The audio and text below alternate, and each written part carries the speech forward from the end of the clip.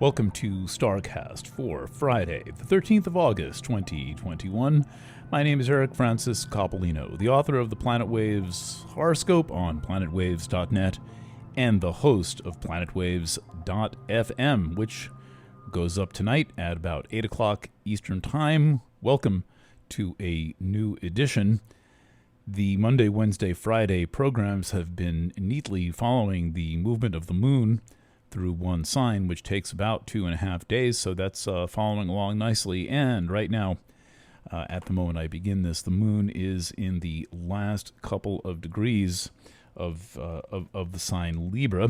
In fact, it's at 27 degrees and 53 minutes, and so we begin with the late Libra moon making a trine to Jupiter, which is at about the same degree of Aquarius, and this thing called the part of fortune, which is something of a very personal local point, and the moon is also in aspect to Venus. So we've got a moon, Venus, Jupiter configuration. By all rights, we should all be feeling great. All right, then the moon goes void, of course, quite briefly, but there is that interval between when the moon makes its last aspect and then enters Scorpio at about 8:01 p.m. Eastern Daylight Time. All times in this podcast are Eastern Time. So the moon enters Scorpio at 8:12 p.m. Eastern Time. If you're going to leave the house or do something or start something or post your radio show, wait till after 8 o'clock. Wait till the moon is fully engaged in the new sign. This is just your basic use of the void of course moon and the moon changing signs. The moon in between signs, that's the modern concept of the void of course moon, is when the moon is done making aspects in one sign and then has not yet entered the new sign.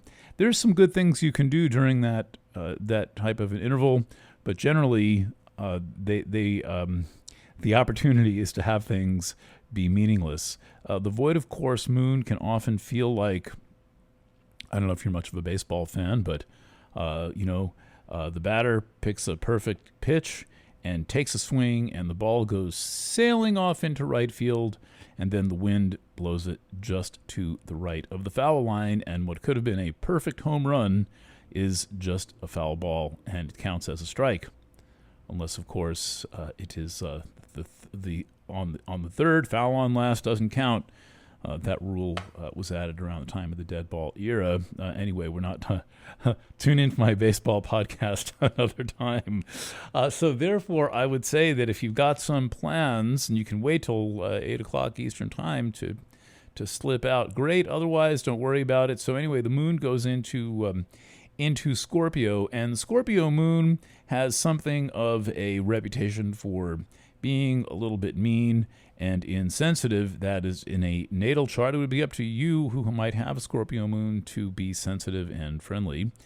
It's certainly not a requirement of the Scorpio moon, but it just happens to be that way because it's the moon in a sign that is ruled by Mars. The moon is also very sensitive to watery elements, so Scorpio is one of those.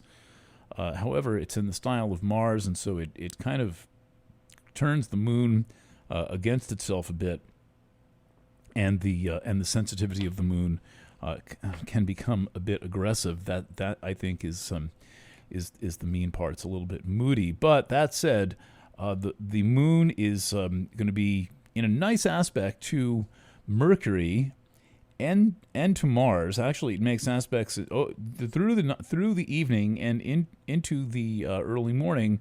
It makes aspects to this unusual point called trans-Pluto, sextile Mercury, sextile Mars, sextile Mars. That Mars sextile is later in the day tomorrow. So, looking at the chart for Friday, that is about all I see. Then looking at the chart for Saturday. At 11:53 a.m., the moon makes a square to Saturn. So the moon-Saturn contacts can be not a little emotionally heavy, perhaps a little bit depressing. However, they are good for business. They're very pragmatic, and so It's a good time to think through business problems as long as you're thinking through them in a creative way, and your goal is to think outside the box. That box being the square. Thinking outside the box means going outside the box. It doesn't just mean thinking, well, how can I think outside the box? No. At the same time, the moon is making the square to Saturn. It's also making the exact sextile to Mars. And so whatever the situation is tomorrow, whether it may seem like there's some insurmountable obstacle or a personal block of some kind, that's a Moon-Saturn square, a personal emotional block. You're not feeling up to it, or you're not feeling it, or pissed off about something else, or what have you. Tune into the motivation of Mars.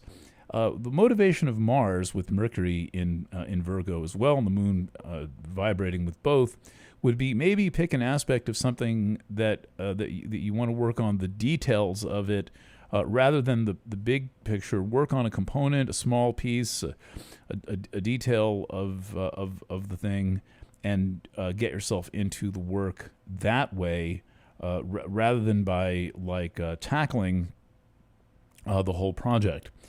I'm not quite sure what to make of the Venus quincunx to Jupiter also happening at the same time. Let's see, what does that aspect want to say?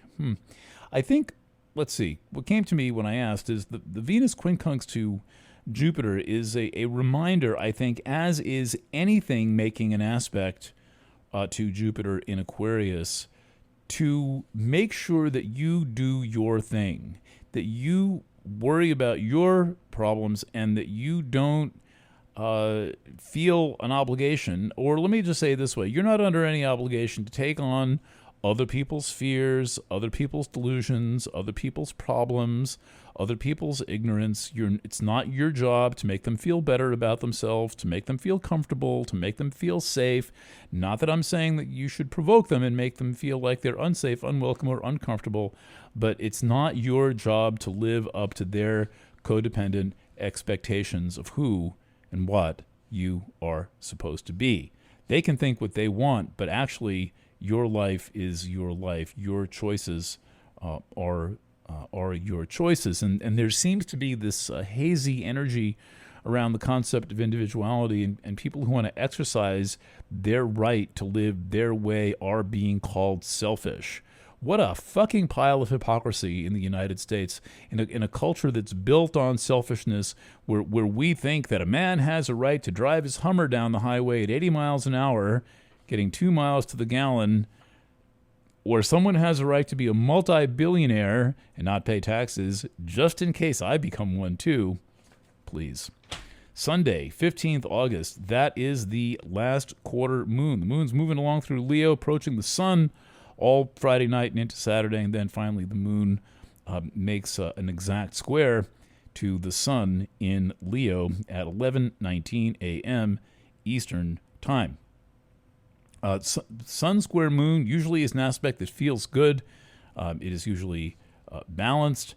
There is a sense of possibility. Moon applying to sun in horary charts and various other kind of event charts tends to work quite well. So when you see that when the moon's number is a little bit lower or a lot lower than that of the sun, and it's working on making an aspect, and that's the central aspect, you are, let's say, as best can be, set up for being able to create the developments that you want to create. This being a square, you want to take action rather than just laying around and hoping things work out. Also of note, on Sunday and Monday, the moon is in a trine to Eris, E-R-I-S, Eris, the new planet, you might say, that was discovered in 2005, named in the summer of 2006. It's the one that was responsible for the demotion of Pluto. It's very far from the sun.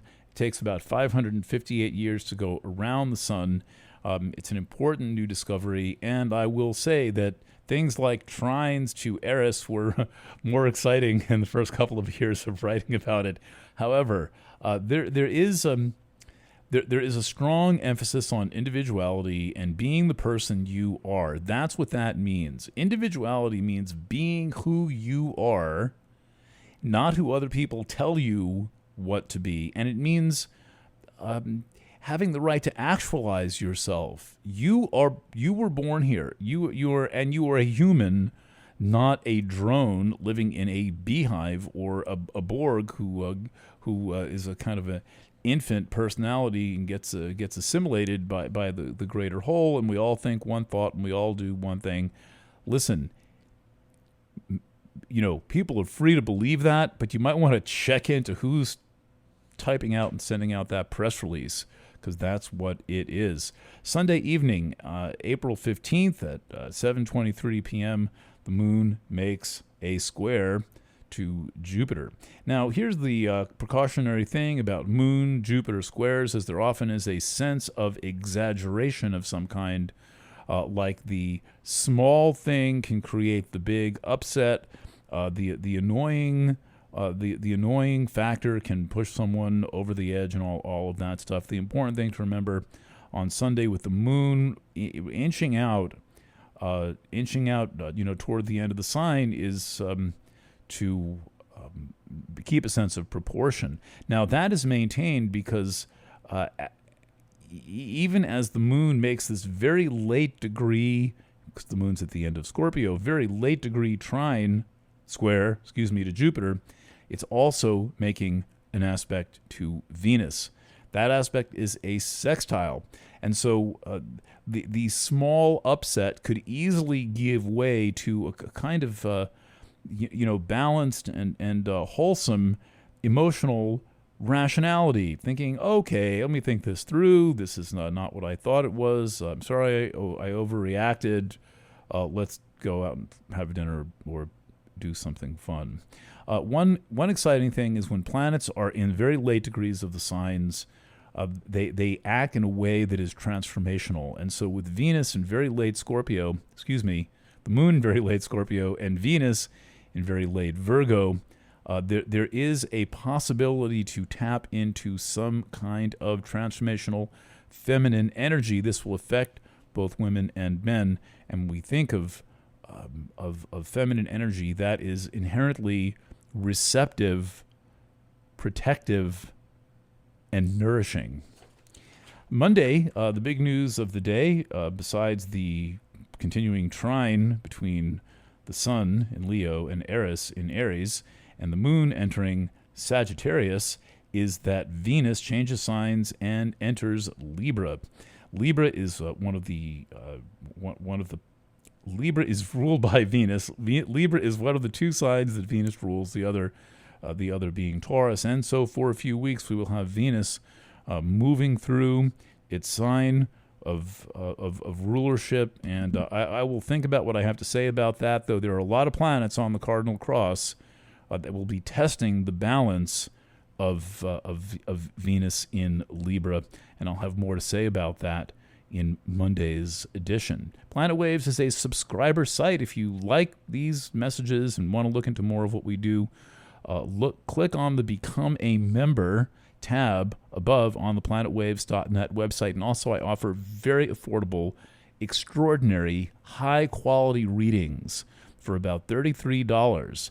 So it's worth checking those out. My consulting fee as a professional astrologer is $555 an hour. But for $33, you can hear me talk about astrology pertaining to your sign or rising sign for 75 minutes.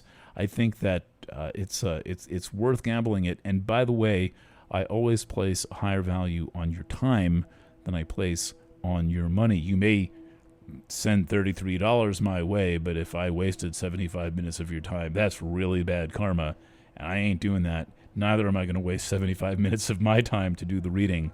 I like to do quality work, and I love, not only do I like it, I love doing quality work. Poke around the website, scroll down a little bit, and you'll see the reviews on my new book, Planets in Motion 2022. Have an awesome weekend. Thanks for tuning in. Don't miss planetwaves.fm tonight, Friday, that is to say, looking like it'll be about 8:02 p.m. that I post the program. Once again, thank you for listening, and keep in touch.